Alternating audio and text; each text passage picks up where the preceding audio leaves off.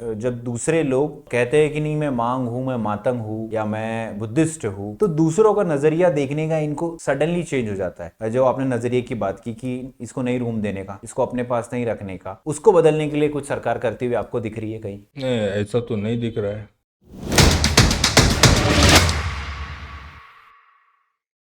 So hello and welcome to one more exciting episode of the Rahul Dongre show. दोस्तों, आरक्षण, यह शब्द सुन के लोगों के कान खड़े हो जाते हैं। किसी के लिए यह बहुत एक पॉजिटिव वर्ड है, तो किसी के लिए यह बहुत एक नेगेटिव वर्ड है। सबकी अपनी अपनी राय है, और स्पेशली पॉलिटिक्स, इसी पॉलिटिक्स को लेके लोग, पॉलिटिशियंस अपनी रोटी सेकते हैं। तो सरकार के द्वारा, सुप्रीम कोर्ट के द्वारा बीच में एक डिसीजन पास किया गया था SC ST कैटेगरी सब क्लासिफिकेशन का। उन सब चीज़ों के ऊपर चर्चा करने के लिए आज हमारे साथ में अतुल खोबरागड़े जी है, जो एक एक्टिविस्ट है, जो एक स्टूडेंट पॉलिटिक्स समझते हैं। यूनिवर्सिटी की कॉन्स्टिट्यूंसी से उन्होंने सेकंड रनर अप हुए थे, उन्होंने उसमें पार्टिसिपेट किया था और बहुत बड़ी मात्रा में उन्हें वोट्स भी पाए थे। और उनकी एक अलग ओपिनियन है, उनके एक अलग विचार है। उन सब चीज़ों पे हम लोग आज चर्चा करने के लिए, उस मुद्दे को समझने करने के लिए आज अतुल जी हमारे साथ में है। तो Atul sir, welcome to the show. Yes Atul sir, जब हम बात करते हैं रिजर्वेशन की, तो जैसे मैंने कहा कि काफ़ी लोगों के कान खड़े हो जाते हैं ये शब्द सुन के ही। और आपके हिसाब से रिजर्वेशन क्या है बेसिकली? रिजर्वेशंस, ये बेसिकली सब लोगों को पता है कि रिजर्वेशंस यानी रिप्रेजेंटेशंस है। अच्छा। जो इस देश के कास्ट सिस्टम से जो चलते आ रहे थे, वहाँ जी। पे जो दबे कुचले लोग हैं, जी। उन लोगों को मेन स्ट्रीम में आने के लिए उनको एक रिप्रेजेंटेशन चाहिए, इसलिए वो रिजर्वेशन दिया था। ये सारी चीज़ों, सारे लोगों को ये चीज़ पता है। करेक्ट। उसके बावजूद भी ऐसा नैरेटिव इस देश के अंदर में बनाया जाता है कि रिजर्वेशंस के वजह से इस देश की तरक्की नहीं हो रही है। हाँ। रिजर्वेशन से बार बार निगेटिव तरीके से रखा जा रहा है। बराबर। बल्कि आज़ादी के 75 साल के बाद भी जो बैकवर्ड कम्युनिटी है, जिस पैमाने के ऊपर उनका रिप्रेजेंटेशंस देने के बावजूद भी जिस पैमाने के ऊपर उनका डेवलपमेंट होना चाहिए था, वो सोशल डेवलपमेंट हो, वो पॉलिटिकली डेवलपमेंट हो, वो एजुकेशनली डेवलपमेंट हो, या फिर वो फिनेंशियली डेवलपमेंट हो, वो नहीं हो पाया है। तो इसके पीछे का रीजन ये है कि रिजर्वेशंस को जिस तरीके से इम्प्लीमेंट करना चाहिए था, रिजर्वेशंस का जो एग्जैक्टली जो मीनिंग था कि इस तरीके से होना चाहिए करके, वो नहीं हो पाया। और दूसरी बात ये होती है कि एक सोशल ढांचे की भी एक रिस्पॉन्सिबिलिटी होती है। एक सोशल ढांचे की भी एक रिस्पॉन्सिबिलिटी होती है। जैसा यूएस में अगर देखा जाए तो वहाँ पे वर्णवाद चलता है, वहाँ पे ब्लैक ब्लैक कलर के ऊपर होता है। लेकिन वहाँ की अगर हिस्ट्री अगर आप देखोगे तो बहुत सारे ब्लैक लोगों के लिए गोरे लोगों ने तो लड़ाई लड़ी है, लेकिन इस देश के अंदर में उस तरीके से नहीं दिखाई दे जाता। इसलिए जो जो एक कंसेप्ट था रिजर्वेशंस का कि इसके माध्यम से होना चाहिए, डेवलपमेंट होना चाहिए, वो नहीं हो पाया। और वो भी आज भी सोशल बेस के ऊपर जो अपर कास्ट कम्युनिटी जिस तरीके से एक्सेप्ट करना चाहिए था, ये चीज़ें गलत है, इस वजह से कास्टिज्म के वजह से डेवलपमेंट नहीं हो रहा है। हमारा ही डेवलपमेंट है, ओवरऑल देश का डेवलपमेंट हो रहा है, तो इसको कहीं तो भी रोकना चाहिए। तो उस तरीके का भी प्रयास इस देश के अंदर में हुआ नहीं है।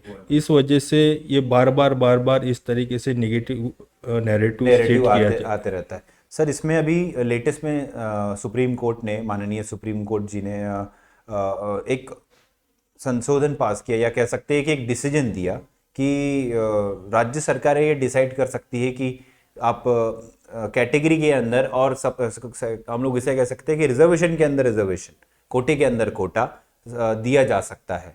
और इसके अंदर क्रीमिलियर लेयर अगर लगाई जा सकती है कि सपोज एक व्यक्ति, एक परिवार है जिसमें 100 लोग हैं, और 100 में से 30 लोगों ने उस चीज़ का बेनिफिट लिया हुआ है, और वो 30 लोग अब बहुत अच्छे हो चुके हैं, और बचे हुए 70 लोग हैं, उन्हें आगे आने दिया जाए।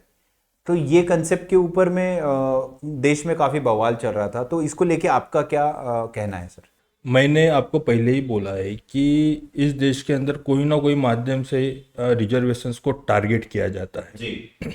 माननीय सुप्रीम कोर्ट ने जो डिसीजन दिया है, वो सब क्लासिफिकेशंस किया जाए इस तरीके का डिसीजंस नहीं दिया है, बल्कि उन्होंने स्टेट को राइट्स दिया है कि आप सब क्लासिफिकेशंस कर सकते हो या ना भी कर सकते हो, वो स्टेट को राइट्स दिया है। बल्कि सब क्लासिफिकेशंस की जो लड़ाई है, ये अभी की लड़ाई नहीं है। अभी सुप्रीम कोर्ट ने उसके ऊपर वर्डिक्ट किया कुछ डिसीजन दिया, इसलिए सब लोगों के कान खड़े हो गए। लेकिन ये लड़ाई सामाजिक स्तर के ऊपर या पॉलिटिकली स्तर के ऊपर प्रैक्टिसेस में तो कई दिनों से चलती आ रही है। लेकिन ये कोर्ट में भी बहुत दिनों से ये लड़ाई चलती आ रही है। लेकिन अभी कोर्ट ने डिसीजन देने के बावजूद देने के बाद फिर ये मुद्दा सामने आया है। बेसिकली चीज़ ये है कि 21 तारीख को जो भारत बंद का जो ऐलान हुआ और जिस तरीके से लोग आए, तो मेरे को ऐसा एक ऑब्जर्व हुआ कि बहुत सारे लोग ये कहकर आगे आए कि हाँ कुछ तो भी रिजर्वेशंस को टारगेट किया जा रहा है करके। लेकिन इसका जो बेसिक जो है कि सब क्लासिफिकेशन एग्जैक्टली क्या है, इसके बारे में जो सोसाइटी में अवेयरनेस होना चाहिए, इसके बारे में जो प्रबोधन होना चाहिए, वो नहीं हो पा रहा। अभी भी बहुत सारे लोगों को सब क्लासिफिकेशंस के बेनिफिट्स क्या है, लॉस क्या है, ये अभी भी नहीं पता है। तो ये हर एक स्टेट का एक प्रॉब्लम है।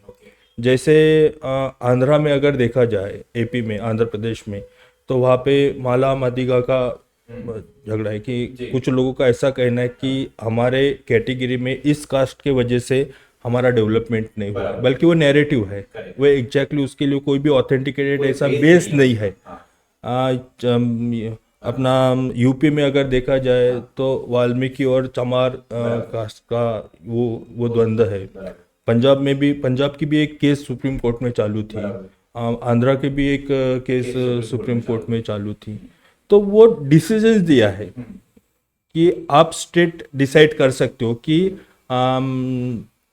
सब क्लासिफिकेशंस करना है कि नहीं करना है करके। लेकिन महाराष्ट्र की अगर बात बोलूँ तो महाराष्ट्र में 59 कास्ट है, शेड्यूल कास्ट। अब महाराष्ट्र में प्रोग्रेसिव महाराष्ट्र बोला जाता है, डेवलप्ड महाराष्ट्र बोला जाता है, फुले शाहू आम्बेडकर का महाराष्ट्र बोला जाता है। जो भी सोशल रिवॉल्यूशंस हुए इस देश के अंदर में, वो महाराष्ट्र से ही उसकी शुरुआत हो गई है। यानी छत्रपति शाहू महाराज ने उस वक्त एक महार कम्युनिटी के आदमी को चाय का दुकान लगा के दिया था और कंपल्सेशंस किया था कि इसके पास से चाय पीकर ही मेरे पास आने का करके। तो ये सामाजिक स्तर के ऊपर ये जो डिस्क्रिमिनेशन बोलते हैं, जिसको कास्टिज्म बोलते हैं, इसको तोड़ने का प्रयास इस महाराष्ट्र से ही शुरू हुआ है। उस महाराष्ट्र में शेड्यूल कास्ट में 59 कास्ट है, वो 59 कास्ट में से एक कास्ट की ये डिमांड है जो कि मातंग कम्युनिटी है। एक कम्युनिटी कास्ट की डिमांड है कि उनका ऐसा कहना है कि महार बुद्धिस्ट कम्युनिटी के लोगों के वजह से हमारा डेवलपमेंट नहीं हुआ है, वो सोशल डेवलपमेंट नहीं हुआ है, वो हमारा एजुकेशनल डेवलपमेंट नहीं हुआ है, हमारा कोई भी डेवलपमेंट नहीं हुआ है, ऐसा एलिगेशंस है। और इस वजह से 2023 में ऐसे कुछ लोगों ने भी, यानी एक कम्युनिटी के लोगों ने, बाकी कोई कम्युनिटी की डिमांड नहीं है, वो कम्युनिटी के लोगों ने गवर्नमेंट को अप्रोच किया और गवर्नमेंट ने ये मुद्दा स्टेट असेंबली में लाया, उसमें उसके ऊपर डिस्कस हुआ और फिर वहाँ से यहाँ की जर्नी शुरू। तो मैं उसके बारे में और भी बताऊंगा कि एग्जैक्टली क्या है करके।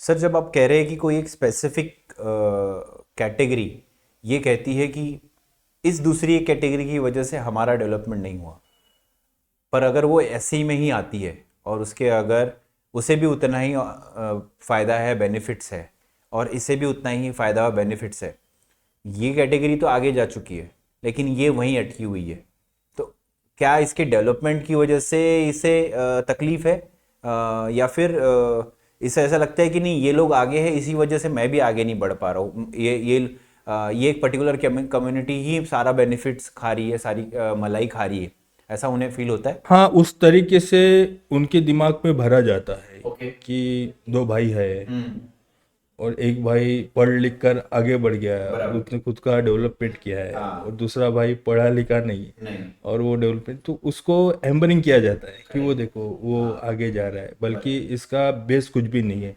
ऐसा कोई स्टैटिस्टिक्स भी नहीं है, ऐसा कोई एग्जाम्पल भी नहीं है कि एक कम्युनिटी को कास्ट के वजह से इसको एक्सेप्टेंस है और दूसरा कास्ट के वजह से इसको नहीं है। रिजर्वेशन तो रिजर्वेशन है ना, शेड्यूल कास्ट तो शेड्यूल कास्ट होता है ना, वहाँ तो कास्ट का मायने ही नहीं रखता। लेकिन इस तरीके से नैरेटिव बनाया जाता है। ये नैरेटिव हर एक स्टेट में बनाया गया, जिस तरीके से महाराष्ट्र में भी बनाया गया। बेसिकली मुद्दा ये है कि हम बोलते हैं कि डेवलपमेंट नहीं हो रहा है, डेवलपमेंट नहीं हो रहा है, चाहे वो एजुकेशनल डेवलपमेंट हो, फाइनेंशियली डेवलपमेंट हो। जो अगर हम थोड़ा पॉलिसी लेवल के ऊपर अगर बात किया जाए तो नियर अबाउट 1819 में पंचवार्षिक योजना जो बोलते हैं, वो पंचवार्षिक 5वीं पंचवार्षिक योजना में ये डिसाइड हुआ था कि हाँ ठीक है, हमने कॉन्स्टिट्यूशन बनाया, हमने रिजर्वेशन दिया, हमारा बजट भी है सब डेवलपमेंट के लिए, लेकिन जिस मायने में, जिस पैमाने के ऊपर शेड्यूल कास्ट का, शेड्यूल ट्राइब का डेवलपमेंट होना चाहिए था, वो नहीं हो रहा है।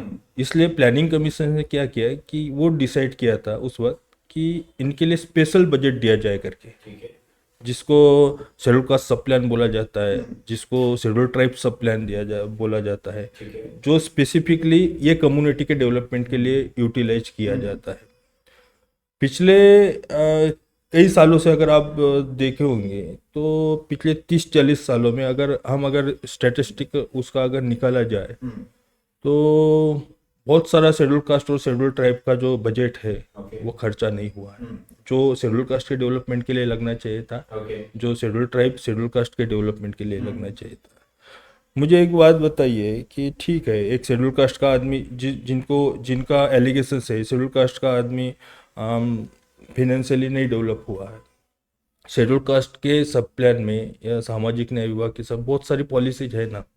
अगर एक आधी शेड्यूल कास्ट के आदमी को रहने के लिए घर नहीं है महाराष्ट्र में, तो उसके लिए रमाई घरकुल योजना है। हम अगर स्टेटिस्टिक्स अगर निकाल जाए तो ये 30-40 सालों में रमाई घरकुल योजना कितने लोगों को मिला, ये स्टेट की रिस्पॉन्सिबिलिटी, तो वहाँ का बहुत सारा बैकलॉग है। एक आधा शेड्यूल कास्ट का आदमी लैंडलेस है, जिसके पास में जमीन ही नहीं है, उसके लिए भी एक पॉलिसी है जिसको दादा साहेब गायकवाड़ सबलीकरण योजना बोलते हैं, स्वाभिमानी योजना। अगर वो पॉलिसीज का अगर हम स्टैटिस्टिक्स निकाला जाए तो 30-40 सालों में वो योजना कितने इम्प्लीमेंट हुई है, कितने लोगों को जमीन दी है कि नहीं। दूसरा महत्व का मुद्दा यह है कि एजुकेशन में ड्रॉप आउट परसेंटेज ज़्यादा है। यानी आज जो कास्ट बोल रही है कि हमको इग्नोर किया जा रहा है, हमको बाइकआउट किया जा रहा है, तो वो रिजर्वेशंस के एंट्री पॉइंट तक पहुंच ही नहीं रहे ना, क्योंकि ड्रॉप आउट परसेंटेज ज़्यादा है। इस देश के हर एक आखिरी बच्चे को एजुकेशन मिलना चाहिए, ये गवर्नमेंट की रिस्पॉन्सिबिलिटी है। फिर ड्रॉप आउट परसेंटेज क्यों बढ़ रहा है? यानी गवर्नमेंट, ये जो जितने भी मैंने पॉलिसीज बताया, जो भी ये सारी की सारी गवर्नमेंट की रिस्पॉन्सिबिलिटी है, और गवर्नमेंट अपना फेलिवर्स छुपाने के लिए आरक्षण के तरफ हाँ मोड़ लेती है कि इन लोगों की वजह से आपका डेवलपमेंट नहीं हुआ करके। सर, जब हम बात करते हैं SC/ST कैटेगरी के अंतर्गत ये क्रिमिलेयर लगा देने का मैटर जो होता है, तो आपको क्या लगता है कि ये क्या एक मुद्दा है, क्या ये होना चाहिए? क्रिमिलेयर का मुद्दा ही नहीं है। अच्छा। क्योंकि रिजर्वेशंस का मतलब ही यह है कि रिप्रेजेंटेशन, और फाइनेंशियली बेस के ऊपर रिप्रेजेंटेशन है, ऐसा नहीं है। वो कास्ट बेस के ऊपर है। जो कई सालों से दबे कुचले लोग हैं, जो एक्सप्लॉइटेड लोग हैं, जिनका एक्सप्लॉइटेशन हुआ है, जिनका शोषण हुआ है, उनको रिप्रेजेंटेशन मिलना चाहिए, इसलिए वो रिजर्वेशंस है। वो एक आधी आदमी खाने पीने को लगा है, इसका मतलब उसको रिस्पेक्ट मिल रहा है, उसको उसके साथ में डिस्क्रिमिनेशन होता नहीं है, ऐसा तो नहीं है ना। आज अगर महाराष्ट्र में विदर्भ जो बेल्ट है वो थोड़ा बहुत सोशली डेवलप है, लेकिन आज भी अगर हम मराठवाड़ा में जाएंगे, आज भी अगर हम पश्चिम महाराष्ट्र में जाएंगे, तो मैं प्रैक्टिकली बात बता रहा हूँ कि रहने के लिए घर नहीं दिया जाता है किराए से, अगर बुद्धिस्ट आदमी है करके। आज प्रशासन के अंदर में बुद्धिस्ट महार कम्युनिटी के अधिकारियों को, लोगों को टारगेट किया जाता है जानबूझकर। आज पॉलिटिक्स में बुद्धिस्ट आदमी रहा, महार आदमी रहा, तो उसको इग्नोर किया जाता है। मैं एक पार्टी की बात नहीं कर रहा हूँ, सभी पार्टियों में बात कीजिएगा। अरे ये बुद्धिस्ट आदमी है या महार आदमी है तो इसको वोट नहीं करेंगे। तो ये तो सोशल बैकवर्डनेस है ना। रिजर्वेशंस का मुद्दा है कि इसको रिप्रेजेंटेशन चाहिए, तो हमको तो पॉलिटिक्स में एडमिनिस्ट्रेशन में भी हमको रिप्रेजेंटेशन मिल रहा है, लेकिन वो रिस्पेक्ट नहीं मिल रहा है ना। तो ये तो सोशल बैकवर्डनेस है। तो हम तो सरकार को ये सवाल पूछते हैं कि हमारा जो ये सोशल बैकवर्डनेस है, इसके लिए ये नहीं होना चाहिए, हम सोशली डेवलप होना चाहिए, हमारे तरफ देखने का सारे कम्युनिटी का नज़रिया बदलना चाहिए। इसके लिए आपके पास में क्या प्रोविजंस है, हमारे लिए आप क्या स्टडी करोगे, हमारे लिए कौन सी कमेटी बनाओगे, तो हम भी बोल सकते हैं। तो इसके लिए सरकार ने आगे आना चाहिए। सर इसमें जब हम लोग देखते हैं, ये बहुत अच्छा आपने पॉइंट बताया कि नज़रिया बदलने की जो बात है, अब नज़रिए को लेके हम लोग देखते हैं कि जब कोई मारवाड़ी बात करता है, जब कोई पारसी बात करता है, जैन बात करता है, तो वो अपने लिए एक दूसरों के नज़रों में उनके लिए एक रिस्पेक्ट होती है कि यार ये मारवाड़ी है, यार ये जैन है यार। बट वही जब दूसरे लोग कहते हैं कि नहीं मैं मांग हूँ, मैं मातंग हूँ, या मैं बुद्धिस्ट हूँ, तो दूसरों का नज़रिया देखने का इनको सडनली चेंज हो जाता है। जो आपने नज़रिए की बात की कि इसको नहीं रूम देने का, इसको अपने पास नहीं रखने का, वैसे ही मुसलमानों को लेके भी एक नज़रिया होता है लोगों का कि नहीं ये लोग ऐसे ही होते हैं, इन लोगों को नहीं रखने का अपने इलाके में, नहीं रहने का इनके इलाके में। तो सरकार क्या कुछ ऐसा कर रही है जिससे कि ये नज़रिया बदलने की का जो सबसे पहला जो साइकोलॉजिकल चेंजेस की बात है, उसको बदलने के लिए कुछ सरकार करती हुई आपको दिख रही है कहीं? नहीं, ऐसा तो नहीं दिख रहा है। और इस तरीके का माइंडसेट बनाया गया है। अच्छा। बात ये सरकार की भी नहीं है, ये सोसाइटी की भी एक रिस्पॉन्सिबिलिटी है। इस सोसाइटी में इस तरीके का माइंडसेट बना है कि आपके अंदर में कोई भी कितना भी कैलिबर रहे, आपके अंदर में कितना भी पोटेंशियल रहे, लेकिन आपको जब देखा जाता, एक एक जो आखिरी पैरामीटर्स लगाया जाता, वो पैरामीटर्स वो कास्ट का ही रहता है। बराबर। आप अपन सोशल साइट्स के ऊपर भी अगर देखा जाए तो ओलंपिक से जीत के आया कोई कोई ऐसा ग्लैमरस आदमी है, तो वो उसके क्वालिटी के ऊपर, उसके कैलिबर के ऊपर वो डिस्कस नहीं होता। अरे वो कौन से कास्ट का आदमी है, इसके ऊपर ज़्यादा डिस्कस होता। हमारे हमारे सोसाइटी ने माइंडसेट में जो एक आधे आदमी का कैलिबर जज करने का जो पैरामीटर्स रखा है, वो कास्ट रखा है। और इसको हम जब तक तोड़ेंगे नहीं, तब तक हम एज अ कंट्री करके, एज अ देश करके, एज अ नागरिक करके हम आगे नहीं बढ़ पाएंगे। सर इसमें सब कैटेगरी जो क्लासिफिकेशन माननीय सुप्रीम कोर्ट ने जो बताया, उसके तहत एक क्वेश्चन लोगों का आता है कि भैया अगर तुम्हारे परिवार से एक या दो आईपीएस बन चुके हैं, तुम लोग अभी ऑलरेडी वेल सेटल्ड हो, तो तुम लोग क्यों इस चीज़ का यूज़ कर रहे हो आरक्षण का? आप लोगों ने वो छोड़ देना चाहिए, वो गिव अप कर देना चाहिए, और दूसरों को आने देना चाहिए, मौका देना चाहिए। तो ये स्टेटमेंट लोगों का सही है? नहीं, ये स्टेटमेंट तो गलत है। हम रिप्रेजेंटेशन के लिए आए हैं, हमको रिप्रेजेंटेशन चाहिए। आरक्षण का मतलब ये नहीं कि किसी को गरीबी हटाओ मुहिम, ये नहीं है। हमको वो रिस्पेक्टफुली लाइफ जीना है। इसलिए अगर आदमी, बहुत सारे आज भी एडमिनिस्ट्रेशन में आप किसी आईएएस आईपीएस के लोगों के साथ में बात कीजिए, अब वो ओपनली बोलते नहीं होंगे, लेकिन आईएएस आईपीएस लोगों के साथ में भी डिस्क्रिमिनेशन होता है कास्ट बेस के ऊपर एडमिनिस्ट्रेशन में। लेकिन वो ओपनली बोलते नहीं है, लेकिन होता है। ये छुपे में बातें बोली जाती है, अंदर में बातें बोली, और उसको उस चीज़ को हम भी लोग इग्नोर कर देते हैं। लेकिन वो इग्नोर करने वाली बात नहीं, क्योंकि इसका इफेक्ट आने वाले जनरेशन्स के ऊपर भी होता है। हमको लड़ना पड़ेगा। अगर हमारे ऊपर अगर अन्याय अत्याचार होते हैं तो उसके खिलाफ आवाज उठाना पड़ेगा, लेकिन ये होते हुए नहीं दिख रहा है। सर महाराष्ट्र की अगर हम जब बात करते हैं, महाराष्ट्र पॉलिटिक्स में जैसे कि आपने कहा कि एक स्पेसिफिक समाज ने दूसरे समाज के प्रति ये एलिगेशंस लगाए, या फिर ये उनके अंदर वो भावनाएं जनरेट हुई कि नहीं इनकी वजह से हम आगे नहीं बढ़ पा रहे हैं। तो उसको आप अगर स्पेसिफाई कर पाए, उसको और आप एलोबरेट कर पाए। हम तो बाबा साहब को, फूले को, शाहू महाराज, शिवाजी महाराज को मानने वाला, हमारा उद्देश्य ही वो है कि सबका डेवलपमेंट होना चाहिए, सबका वो डेवलपमेंट होना चाहिए, सबका विकास होना चाहिए करके। लेकिन पॉलिटिकल ध्रुवीकरण करने के लिए उस तरीके से माहौल बनाया जाता है। जब नागपुर में हिवाड़ी अधिवेशन था, ठीक है। तब 4 दिसंबर एक लक्ष्यवेदी करके एक सेशन रहता है, ठीक है। वहाँ पे एक मुद्दा आया था। उस वक्त मैंने उसके ऊपर आवाज़ रेज किया था कि सब क्लासिफिकेशंस नहीं होना चाहिए करके, क्योंकि किसी कास्ट का डेवलपमेंट नहीं होने के पीछे का जो कारण है वो आरक्षण नहीं है। ओके। मैंने जो कारण बताया कि जो स्टेट की जो रिस्पॉन्सिबिलिटी थी, वो रिस्पॉन्सिबिलिटी फुलफिल नहीं होने के वजह से, उन्होंने ना नहीं करने के वजह से वो डेवलपमेंट नहीं हुआ है। उसके ऊपर हमने बात करना चाहिए। हमको एजुकेशन क्यों नहीं मिल रहा है, उसके ऊपर बात होना चाहिए।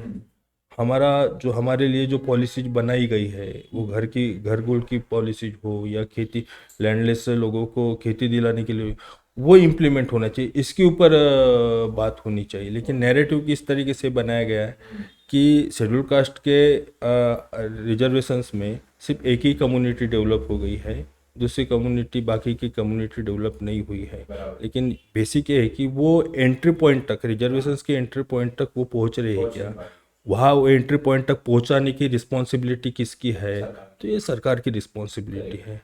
और सरकार अपनी रिस्पॉन्सिबिलिटी को ना देखते हुए वो आरक्षण के ऊपर अगर ब्लेम करती होगी तो ये बात गलत है।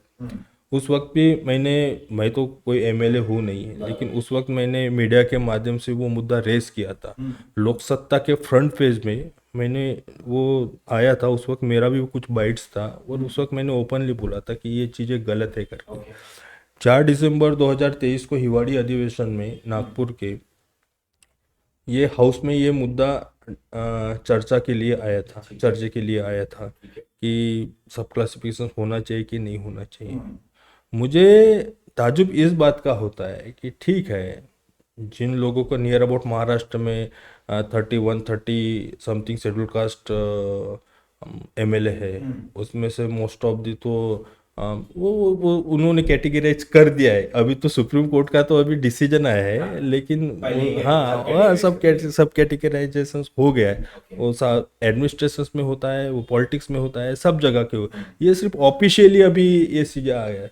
तो उस वक्त मैंने बोला था कि उस वक्त वो डिसाइड हुआ था, वो लक्ष्यवेदी में एक्चुअली वहाँ पे डिस्कस होना चाहिए था। लेकिन ठीक है, दूसरे की तरफ से उम्मीद नहीं रहे, पार्टी कोई भी रहे, लेकिन हम अगर बोलते हैं कि बुद्धिस्ट आमदार बोलते हैं, महार बुद्धि, एक भी बुद्धिस्ट महाराष्ट्र का एक भी बुद्धिस्ट महार आदमी ने वो मुद्दा उठाया नहीं, उसका विरोध किया नहीं। आज जो लोग बोल रहे हैं सुप्रीम कोर्ट का डिसीजन आने के बाद में कि ये गलत है, गलत है, जब तुम्हारे हाथ में सब था महाराष्ट्र का, जब बात करने की बात थी, तब कोई भी एमएलए कोई भी आमदार ने उसके ऊपर बात किया था। वो हमने बाहर से आवाज रेज किया था कि ये चीज गलत है करके। फिर वो आई थिंक वो जो लक्ष्यवेदी थी सेशन का, वो टॉपिक का, वो सब्जेक्ट का, वो स्किप हो गई।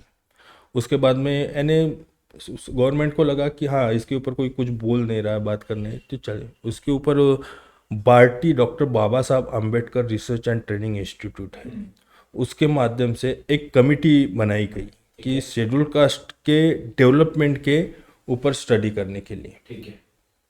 एक कमेटी बनाई। तो उनका जो बेस था कि कुछ अदर स्टेट में इस तरीके के जो मुद्दे हैं सब क्लासिफिकेशंस के, जो द्वंद्व है, जो लड़ाई है, तो वहाँ की पढ़ाई करके आए।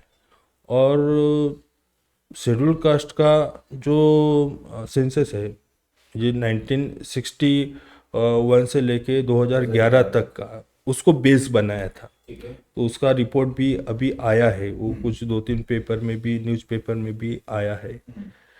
तो शेड्यूल कास्ट में नियर अबाउट 1,38,00,000 महाराष्ट्र में पॉपुलेशन है। ठीक है।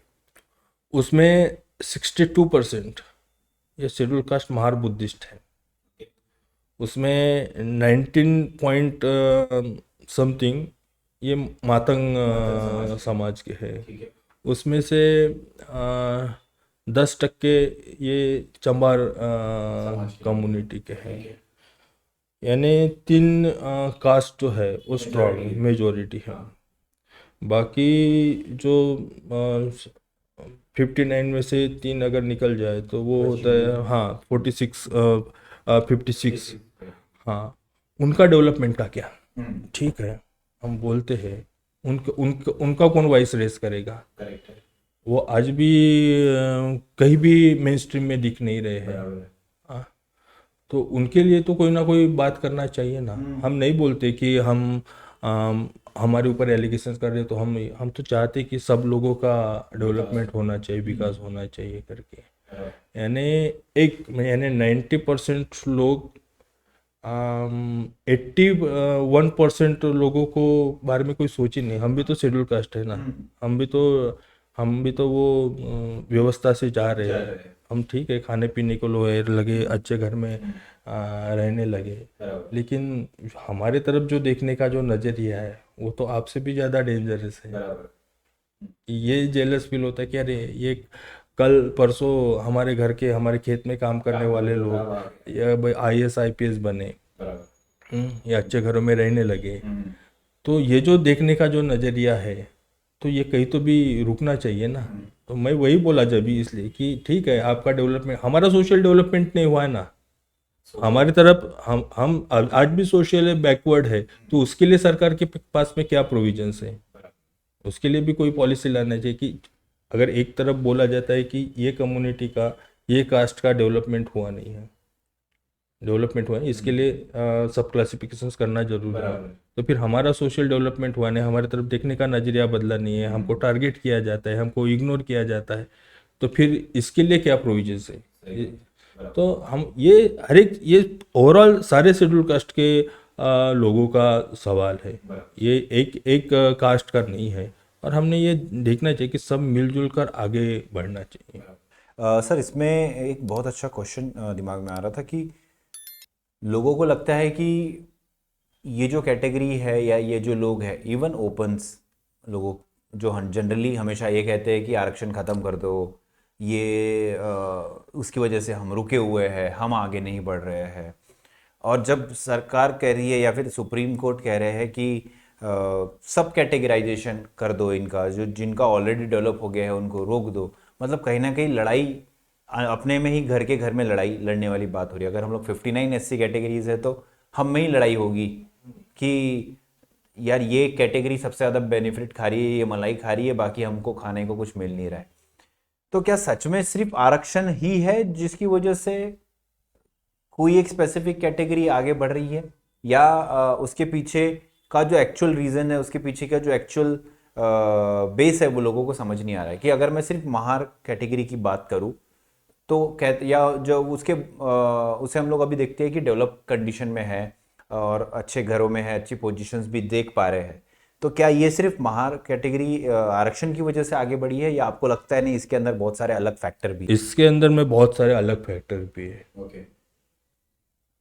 इसके बारे में बहुत सारे अलग फैक्टर ये है कि अब अगर मैं उस तरीके से बात किया जाए तो ये फिलोसॉफिकल और इमोशनल चीज़ें हो जाती है। ओके। कि बाबा साहब ने जो रास्ता बताया, सीखा, संघर्ष करा, तो वो जो बाबा साहब का जो एक संदेश था वो लोगों ने एक्सेप्ट कर लिया है, वो लोग चले गए हैं, आगे बढ़ रहे हैं। लेकिन हम जो बात कर रहे हैं, हम विदर्भ में बात कर रहे हैं। आज अगर हम मराठवाड़ा में जाएंगे, खानदेश में जाएंगे, पश्चिम महाराष्ट्र में जाएंगे, वहाँ के महार बुद्धिस्ट लोगों की कंडीशंस क्या है ये वो देख लो आप।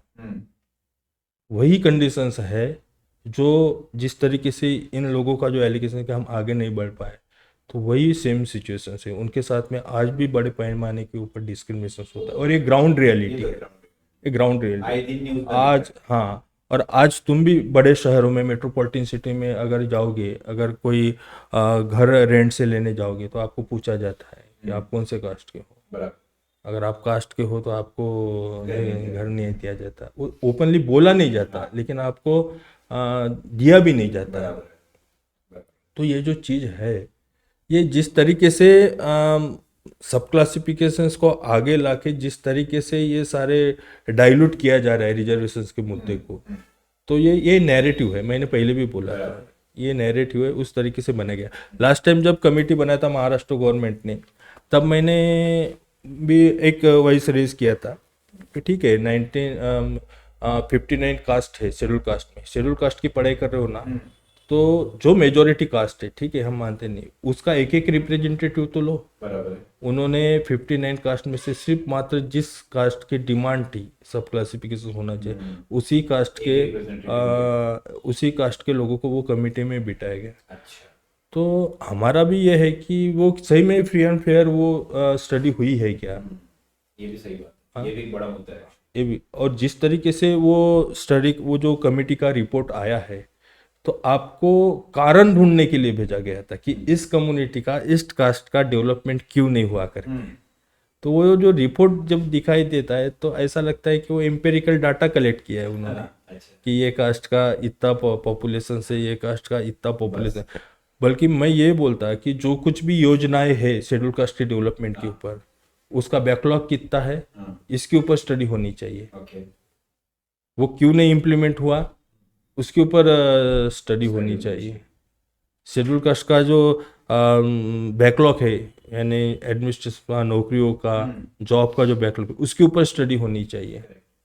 बल्कि वो स्टडी होते ना होते हुए आप एम्पेरिकल डाटा दे रहे हैं कि अरे इस कम्युनिटी का इतना परसेंटेज है, उस कम्युनिटी का इतना परसेंटेज है करके। तो उसके ऊपर तो मेरा पहले से ही सवाल था कि ये जो कमेटी बनाई गई है, ये कमेटी ही गलत है करके।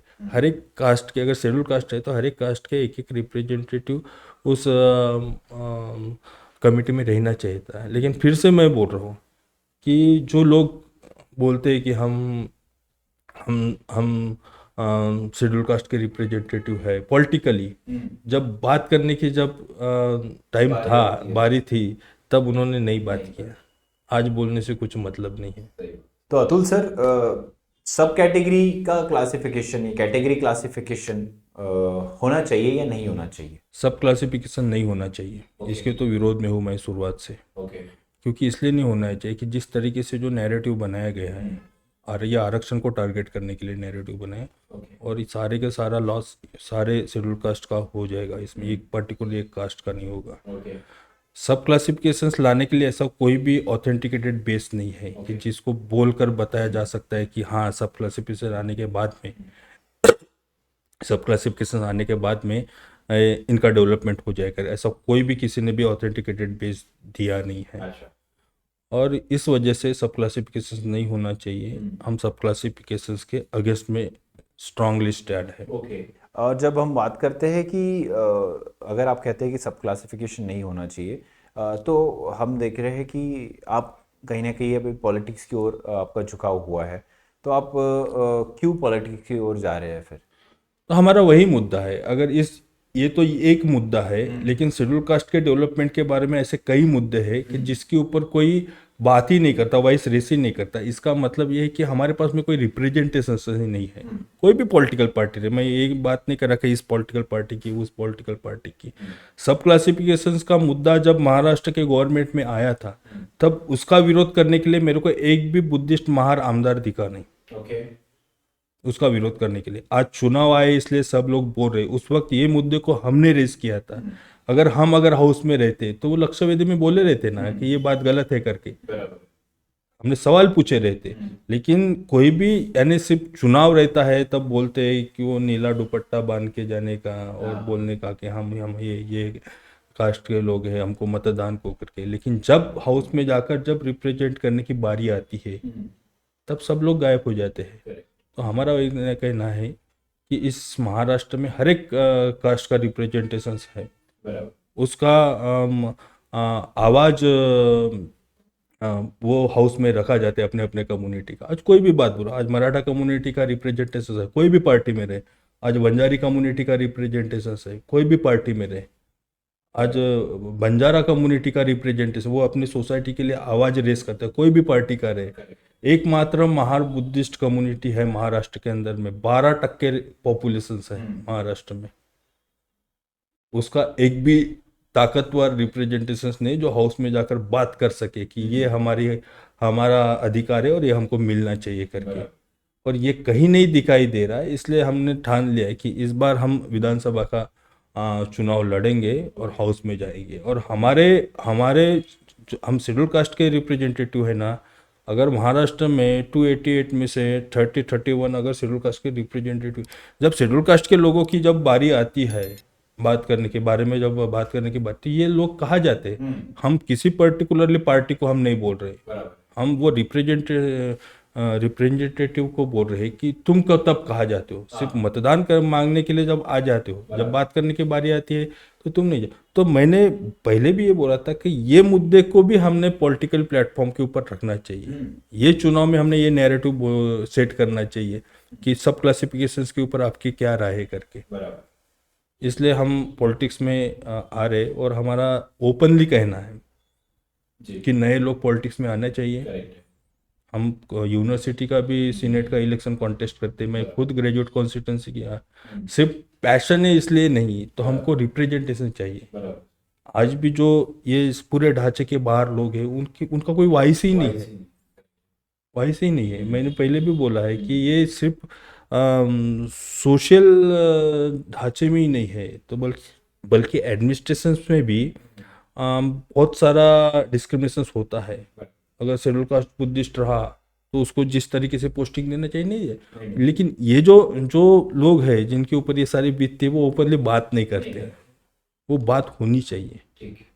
तो इसलिए हम चाहते हैं कि हमने इस मुद्दे को पॉलिटिकली प्लेटफॉर्म के ऊपर लाना चाहिए, और आने वाले विधानसभा में ये सवाल पूछना चाहिए। इसलिए हम इस बार ये इलेक्शन में आगे आ रहे हैं।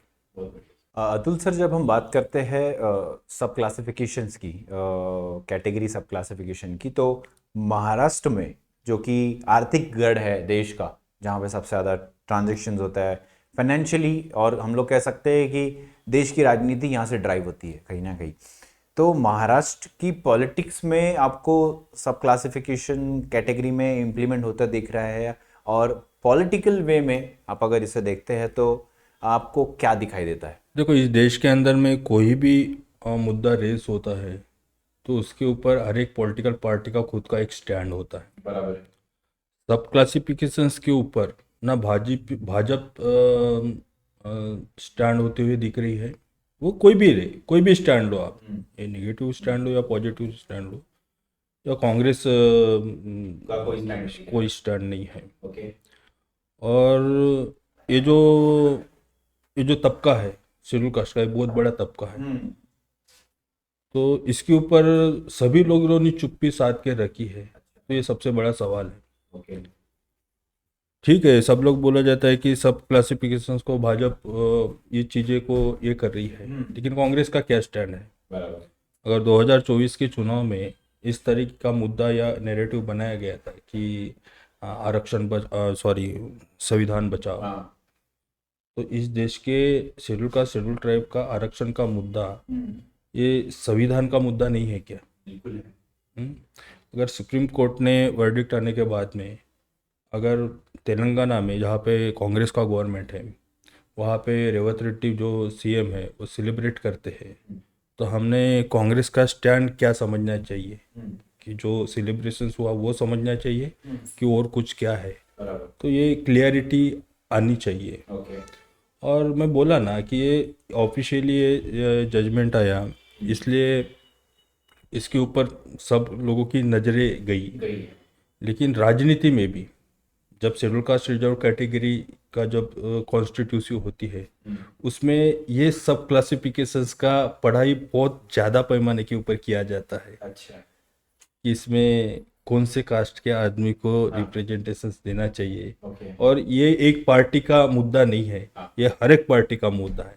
ये भाजपा का भी मुद्दा है, ये कांग्रेस का भी मुद्दा है, ये हर एक पार्टी का मुद्दा है कि इस लेवल के ऊपर, यानी पॉलिटिकली प्लेटफॉर्म के ऊपर इसको सब क्लासिफिकेशंस कई दिनों से चलते आ रहा है। सामाजिक एडमिनिस्ट्रेशन में भी सब क्लासिफिकेशन चलते, वो लेकिन ओपनली दिखाई नहीं दिया जाता है। हमारा ऐसा कहना है कि कोई भी चुनाव रहे या कोई भी पॉलिटिक्स रहे, उसमें हर एक जो क्लास होता है, हर एक अपनी एक डिमांड रखता है कि ऐसा इस तरीके से होना चाहिए करके। हम लोगों ने इस सब क्लासिफिकेशंस के मुद्दे को पॉलिटिकली प्लेटफॉर्म के ऊपर लाना चाहिए और पूछना चाहिए सवाल कि आपका इसके बारे में क्या स्टैंड है करके। लेकिन इस तरीके से हम भी एज अ कम्युनिटी करके, एज अ कास्ट करके हम भी स्टैंड नहीं ले रहे हैं। हमने ये जो मुद्दा है कि 21 तारीख को लोगों ने भारत बंद का ऐलान किया, लोग इकट्ठा आए अपने अपने, उसके बाद में क्या, उसके बाद में शांत है। तो हम जो बोलते हैं कि हम इसको मतदान करना है, उसको मतदान करना है, तो हमारे लोगों ने ये सवाल पूछना चाहिए पॉलिटिकल पार्टी के ऊपर कि सब क्लासिफिकेशंस के ऊपर आपका क्या स्टैंड है करके। और सब क्लासिफिकेशंस होना चाहिए इस तरीके का। अगर कोई बोलता है तो हमारा ये अगला वाला सवाल ये भी है कि इसका बेस क्या है। आपके पास में ऐसा कोई ऑथेंटिकेटेड बेस है क्या, आपके पास में ऐसा कोई स्टैटिस्टिक्स है क्या, आपके पास में ऐसा कोई लॉजिक है क्या कि सिर्फ रिजर्वेशंस का पूरा का पूरा बेनिफिट्स एक ही जन खा रहा है और उसके वजह से दूसरे कम्युनिटी का या कास्ट का डेवलपमेंट नहीं हो रहा है। तो ऐसा एग्जाम्पल होना चाहिए ना, वो दिखना चाहिए, वो स्टैटिस्टिकली दिखना चाहिए, लेकिन वो नहीं है बेस। उस तरीके से मोड़ा गया है उस सारी चीजों को, उस तरीके का नैरेटिव बनाया गया है।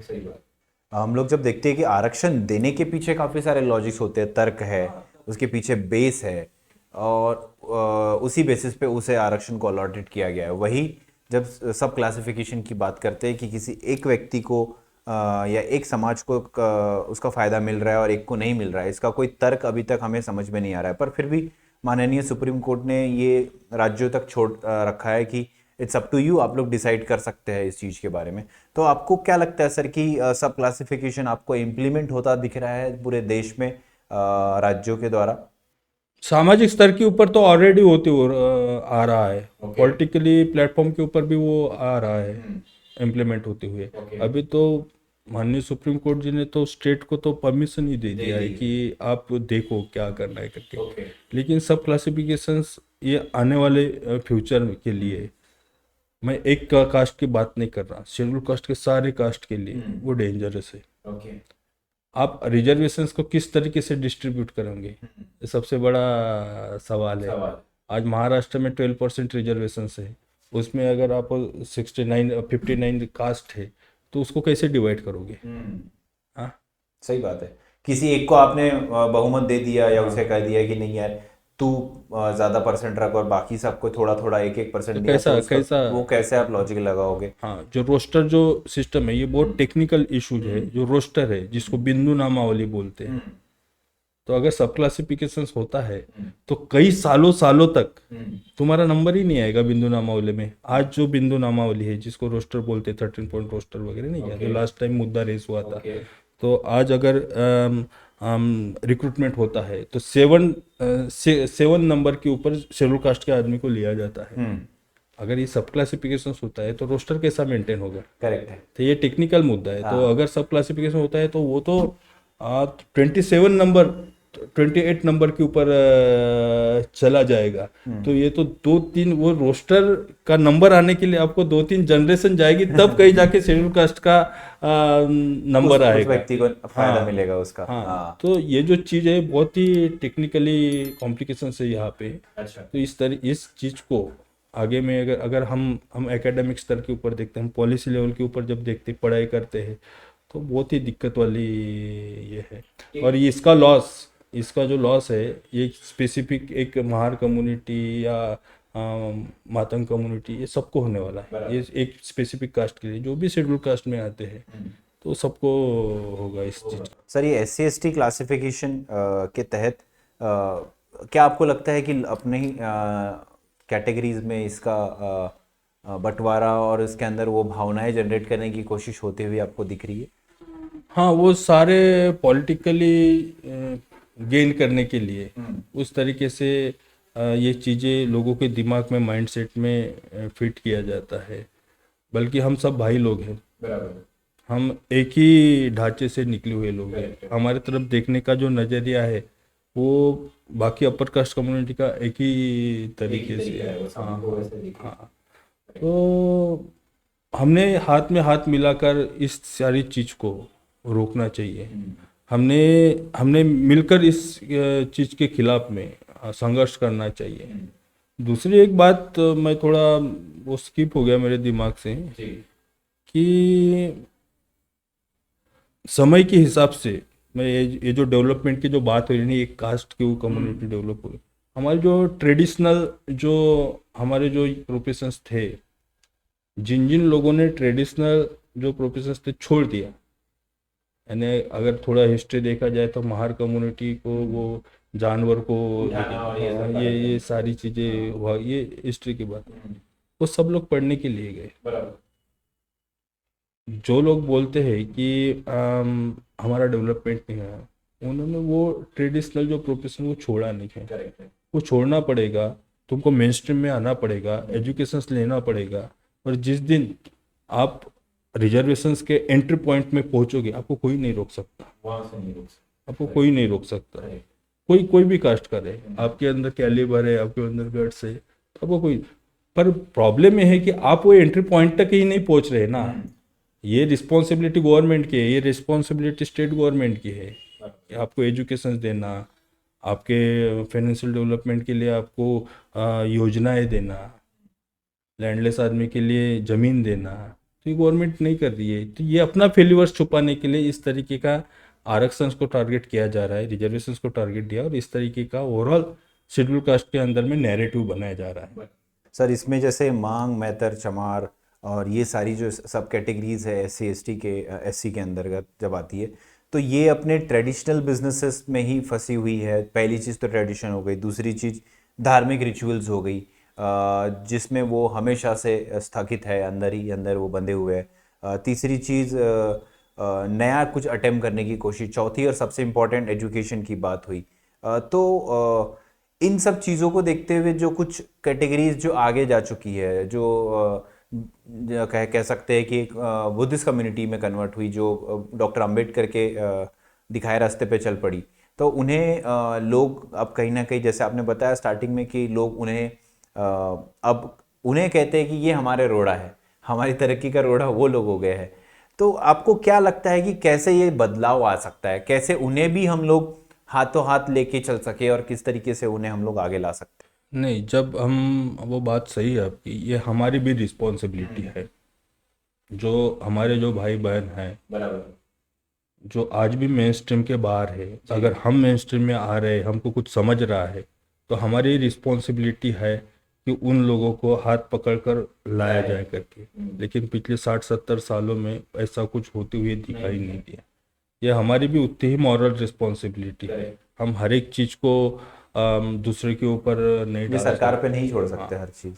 तो आप देखिए ना कि आप पढ़ लिख कर थोड़ा बहुत अच्छा, थोड़ा क्या बोलते, सोफिस्टिकेटेड हो गया, थोड़ा अच्छे सोसाइटी में, तो वो क्या होता है ना, वो सोसाइटी को भूल जाता है। तो वो नहीं होना चाहिए।